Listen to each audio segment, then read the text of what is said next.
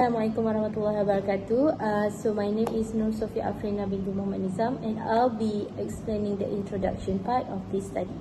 So basically for this study, the aims of this study is to look how often the students of Unikara RCMP eat spicy food and how this will affect their digestive health.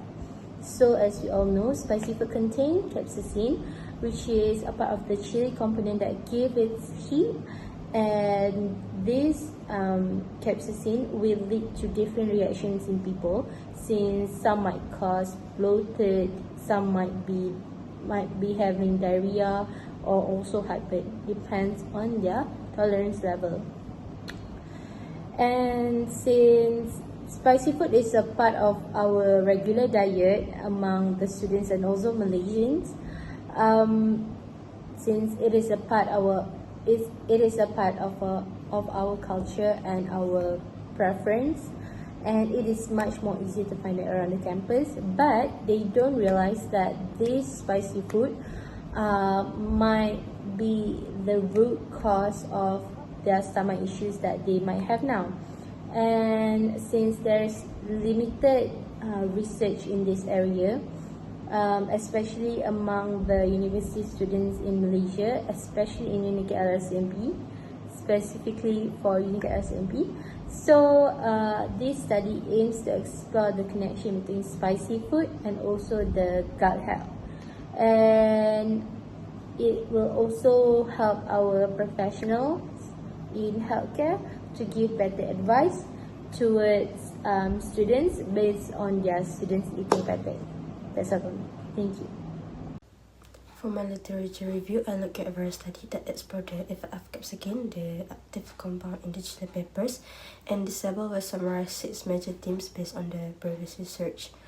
So first, capsaicin will bind to a receptor called TRPV1, which is found in pain-sensing neuron, and this causes an influx of ions, and it will trigger a burning sensation. Second, the spice tolerance varies between individual and even species.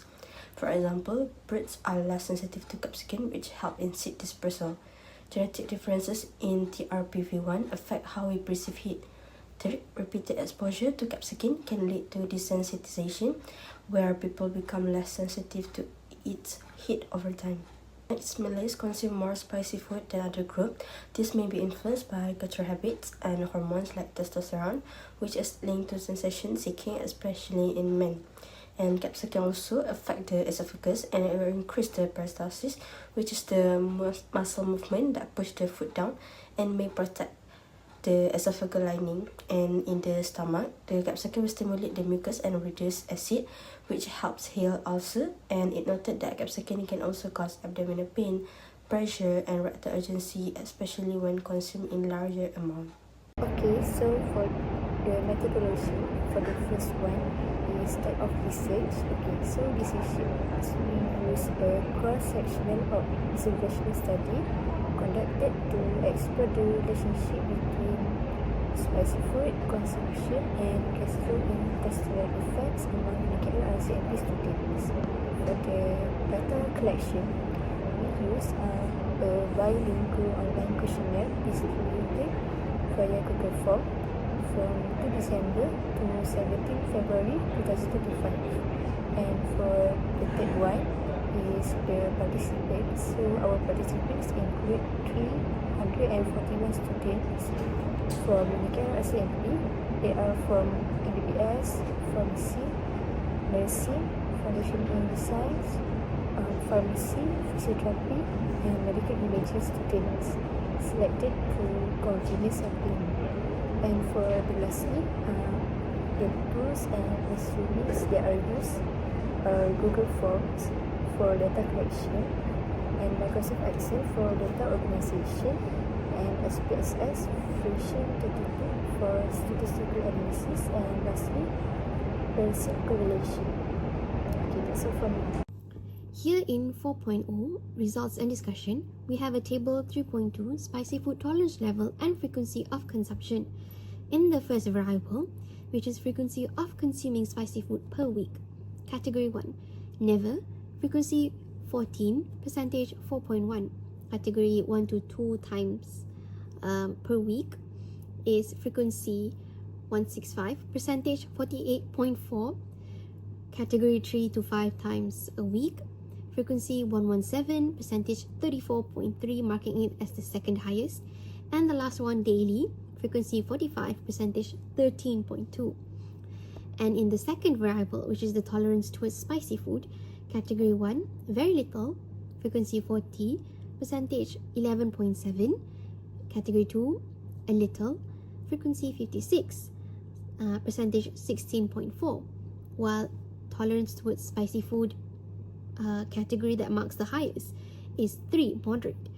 They have moderate tolerance, so frequency 1 to 2, percentage 35.8, and category 4, quite a lot, frequency 90, percentage 26.4, and the last one, category 5, very much, the frequency 33 with a percentage of 9.7.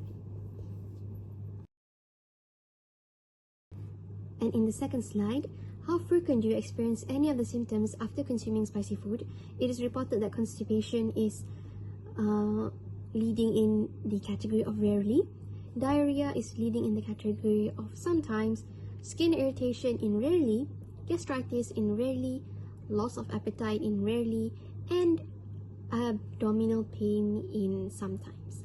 But throughout these entire results, we can see that although that it is considered as a rarely symptom, the categories of sometimes, often, always outnumber some of the categories such as like constipation, diarrhea, and also abdominal pain. These categories, if combined, can be said as shows a majority of the positive side compared to the negative side, which the negative being rarely and never, and the positive side being sometimes, often, and always. On the third slide on results, which shows us the data of the question, how do you manage any negative effects on your digestive system after eating spicy food?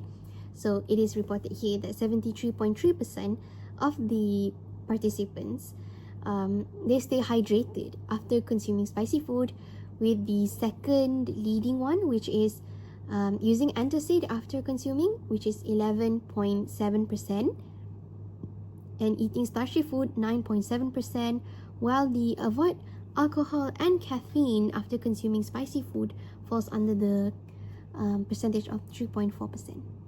Most students consume spicy food in moderation, specifically 1 to 2 times per week.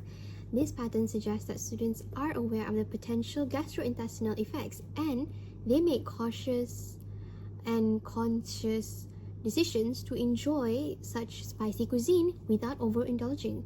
Despite easy access to spicy food near the campus, these students balance their cultural preferences with their health awareness. Majority show moderate to high tolerance. The largest group of respondents reported a moderate level of tolerance, while a slightly smaller but still significant portion exhibited high tolerance. This distribution indicates that students' bodies have adapted to regular but not excessively spicy food intake. That's why the moderate exposure may help in the build of tolerance, potentially reducing sensitivity to common GIT irritants that are commonly found in spicy food. In this study, the symptoms listed are common but found to be still manageable. Though many students report symptoms like loss of appetite, constipation, and gastritis, these do not seem to escalate into severe or chronic conditions for most participants. The prevalence of these symptoms highlights a real health concern, but the fact that they're still occasional to mild suggests that the students are managing their consumptions relatively well. It can also be deduced through this study that proper health practices reduce serious GIT risk. A key finding in this study is that over 70% of the students are actively staying hydrated, a simple yet effective strategy to minimize irritation and discomfort after spicy food consumption. Others use antacid or make dietary adjustments such as eating starchy food later. And due to these habits, it demonstrates a proactive approach to gastrointestinal health and showing that lifestyle and dietary choices significantly impacts tolerance and symptom severity. Moving on to the conclusion, this study examined the effects of spicy food consumptions on GIT functions and has found no significant correlation between the two.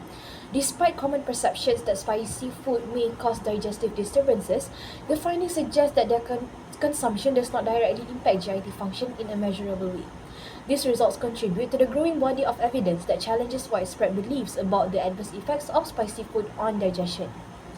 The limitation faced within this discussion is that the study was conducted in one institution only, with a low sample size with an imbalanced ratio of male and female respondents. Hence, this study's conclusion cannot be applied to a wide population. Secondly, it is possible that they were not filling the questionnaires accurately due to other factors. This could have an impact on the accuracy of the results. Third is that there is a lack of indicator to measure degree of spicy food concentration for certain food to be considered spicy or otherwise. This causes the degree of spiciness for each individual to be answered differently, as it is based on their unstandardized definition of spicy. However, in defense to this error, it is rather difficult to standardize the degree of spiciness due to the existence of the mass majority of the population consuming different types of food with different amounts of Scoville unit. Next is quantity of spicy food consumption is considered as self-report, which hinders the accuracy to observe the relationship between consumption and potential threshold effect. And lastly, finally, even by having a population size of 95% confidence rate on this said topic, certain limitations are still present when attempting to draw conclusions on the interaction between frequency of spicy food consumption and its GIT effects. Suggestion is that before the respondents begin filling out the survey, a brief explanation should be given on how to complete them to make sure that there are no misunderstandings among respondents. And then this research should be conducted to include some other universities in Ipoh or Malaysia and various type of courses to achieve more solid results and conclusion, but the number of students will be limited. Lastly, the degree of spicy food concentration should be indicated more clearly so that better outcomes will be gained. Spiciness rating scale, example for 1 to 10, with clear descriptions and reference foods can be used to maintain the consistency of the result. Next is the challenges faced during the research on this topic. Conducting this research posed several challenges that tested the group's coordination, resourcefulness, and perseverance. One of the main difficulty was participant recruitment. Although 341 responses were ultimately collected, convincing students to participate voluntarily in the online survey required multiple reminders, especially during exam periods and semester breaks where student engagement was lower. Additionally, there were challenges in ensuring data quality. Some respondents submitted incomplete or inconsistent answers, necessitating data cleaning before analysis. Team coordination was another obstacle. Balancing responsibilities among group members with varying academic schedules often delay progress. Setting meeting times, agreeing on methodological approaches, and dividing tasks fairly required strong communication and compromise. Furthermore, technical issues with SPSS and Microsoft Excel, particularly during statistical analysis, slowed down the data interpretation phase, as not all members were proficient in the software. Lastly, interpreting the data objectively despite personal biases and ensuring ethical standards such as anonymity and informed consent required continuous vigilance. However, these challenges fostered great collaboration, improved research literacy, and enhanced problem-solving skills within the group. Ultimately, the obstacles encountered contribute to a richer learning experience and a deeper appreciation for the complexities of conducting a real-world health research. That is all from our group. Thank you.